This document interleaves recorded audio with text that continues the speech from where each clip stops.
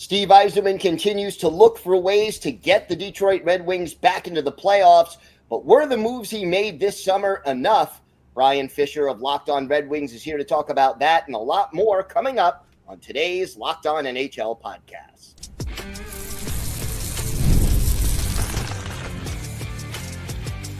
You're Locked On NHL, your daily podcast on the National Hockey League. Part of the Locked On Podcast Network, your team every day. Gil Martin here. Welcome, everybody, to the Monday episode of the Locked On NHL podcast. We are part of the Locked On Podcast Network, your team every day. I want to thank everyone who makes Locked On NHL your first listen every day. Don't forget to subscribe on YouTube or wherever you listen to podcasts so you never miss an episode. This episode is brought to you by Monarch Money. Take control of your finances with Monarch Money. Use code LOCKEDONNHL at monarchmoney.com for 50% off your first year. It is my pleasure to welcome back to the show the co-host of Locked On Red Wings, Brian Fisher. And Brian, it's been an interesting offseason in Detroit. I know there was talk that Steve Yzerman wanted to make a big splash move. The fans certainly wanted him to make a big splash move. But what do you think of the moves he did make this offseason? Well, I think he avoided missteps. When the free agency market dwindles the way it does before noon on June 1st even hits, a lot of NHL GMs, and Yzerman himself has even done this in the past, I feel, will rush to give out bad contracts to players in an effort to get whatever's left. Yzerman committed to not doing that this year. So the players he did sign, I like. James Van Riemsdyk is going to bring a net front presence to the bottom six. He's older now. He's not the James Van Riemsdyk of old, but he's going to be able to deflect a lot of shots down low. He's going to be able to get to the net, get to the dirty areas. He's going to bring a scoring touch to the bottom six that they did not have. Mason Appleton has a guy who can move the puck up ice. He shoots the puck a lot.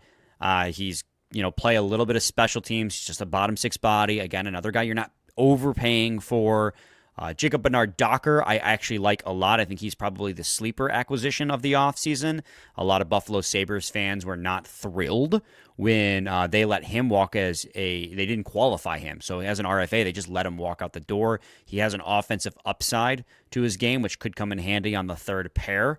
But you Travis Hamonic, the newest guy in the block, like 1 year, $1 million. He's probably going to be, I would hope, is like an AHL call-up guy to compete and maybe compete for the third pair. But the problem isn't, while I like the signings they made, he stayed calm. He didn't overspend on guys that were middle of the lineup, bottom of the lineup players. They got marginally better in those areas because of those acquisitions. Likely, they also didn't get the needle moving guy.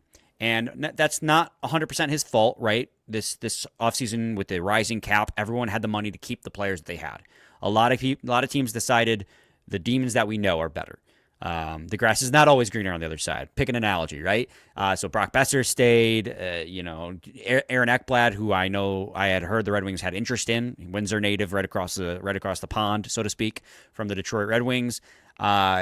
He stayed. Sam Bennett stayed. Like all the guys that you would want to pursue as big time free agents didn't leave, or in Mitch Marner's case, were dealt to another team and signed before free agency hit. So I'm not upset about this free agency in a vacuum. It's more about the entirety of the work that is kind of bothersome to me at this point, because this team still has massive holes, and in an incredibly competitive division like the Atlantic is, with Ottawa and Montreal both making the leap back to playoff teams last season, you need a needle-moving move to ensure you are comfortably in that conversation. Another addition they made, obviously, John Gibson coming in to add depth to the goaltending situation. How are you feeling about that acquisition? I mean, Gibson's comfortably the best move that they made all offseason. You look at what they gave up. They gave up Peter Mrazek, who they got at the deadline beforehand. He was all right before he got hurt, but this team really needed to stabilize goaltending. Now, this isn't John Gibson of a decade ago where he was getting Vezina votes. And I know he's gone through some ebbs and flows since then, battling injury and then also being on a very bad Ducks team. But this last season showed a lot of reason to believe that there is still a little bit of old John Gibson in there. He had a very impressive season, I think a .917 save percentage in a year with a average save percentage was like .905. Granted, in a smaller sample size, I know he was the backup goalie to Dostal, but if he can come in here and give the Red Wings 47 games at a 9.95, 9.10 clip, somewhere in that range, then he will have done his job and come in here to solidify the net and allowing Cam Talbot, because part of what made Cam Talbot falter last season was that the Red Wings had no choice but to overwork him, because Alex Lyon wasn't up to snuff, Peter Mrazek wasn't up to snuff, but they wore Talbot into the ground. So if Gibson can come in, alleviate some of the pressure from 38-year-old Cam Talbot, that as a whole should make their goaltending a lot more consistent, and that in and of itself could offer the Red Wings 2, maybe 4 more points next season, and we know that 5 points was all they missed the playoffs by, so you're on your way there. Gibson definitely has the biggest upside, but I also think that he has probably the biggest downside of all of the players that they acquired if he can't stay healthy, or if last year wasn't a true return to form and rather a flash in the pan. What are your biggest concerns? You talked about this team still having many needs. Here we are about a month away from the start of preseason action. What are the biggest concerns you have about this team? Biggest concern right now is definitely defense. You know, we talk on the podcast too about needing one more. You need a top line left wing. You just do not have it right now. You have 5 top 6 forwards, but honestly, the biggest need of them all is second pair. Because of the fact that this team lacks defensive depth so bad, you were forced to split up Edvinsson and Seider to just give your second pair a chance at being decent. And Edvinsson was very good. I mean, I do think similarly to Talbot near the end of the season, because remember, Edvinsson last year was a rookie, functionally a rookie. Technically he wasn't, but it was his first full season in the NHL. And he was playing with another rookie in Albert Johansson. So by the end of that season last year, they were kind of getting caved in because they weren't used to that long of a season, that big of an assignment at the NHL level. I do think it'll get better this year as both of them take a step forward. But you look at it, and Albert Johansson's a nice player. I think he's their best option right now on the right side of the second pair. But in a playoff team, he's probably a good third pair defenseman.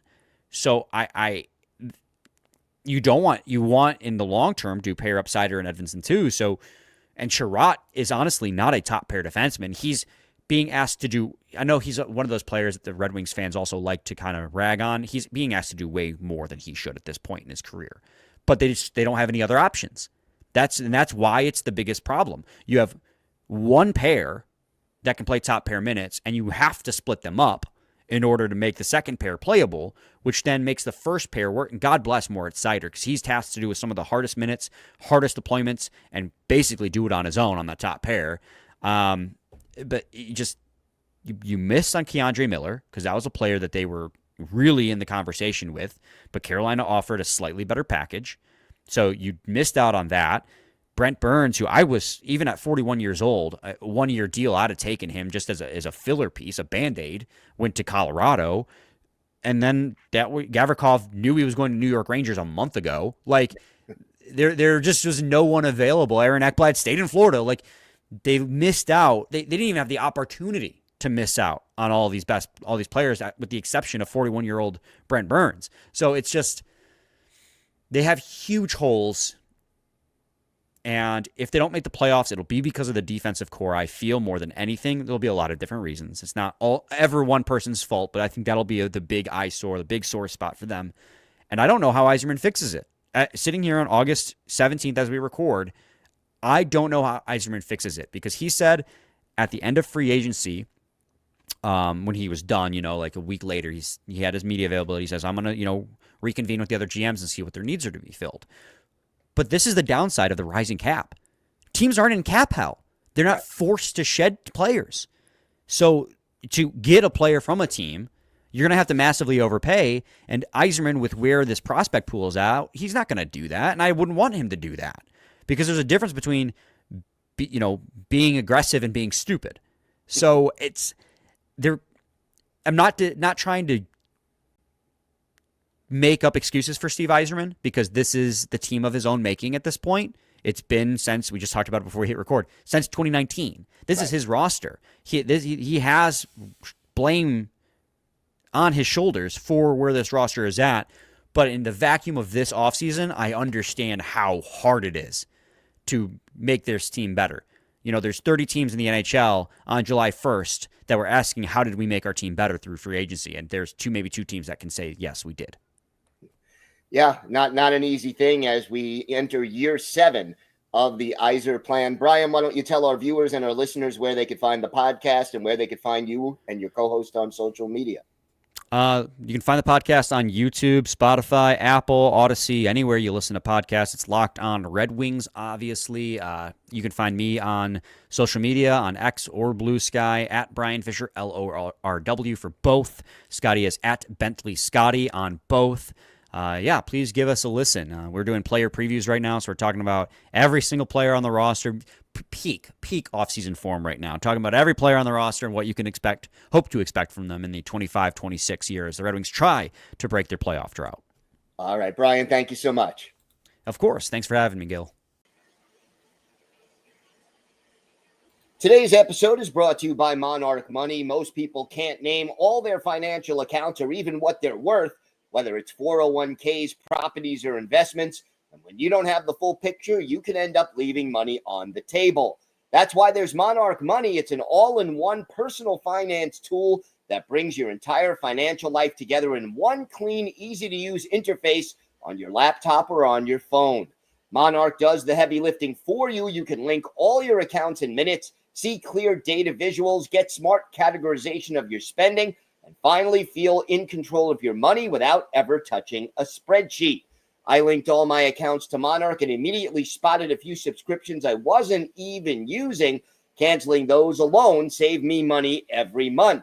So don't let financial opportunities slip through the cracks. Use code LOCKEDONNHL at monarchmoney.com in your browser for half off your first year. That's 50% off your first year at monarchmoney.com with code LOCKEDONNHL.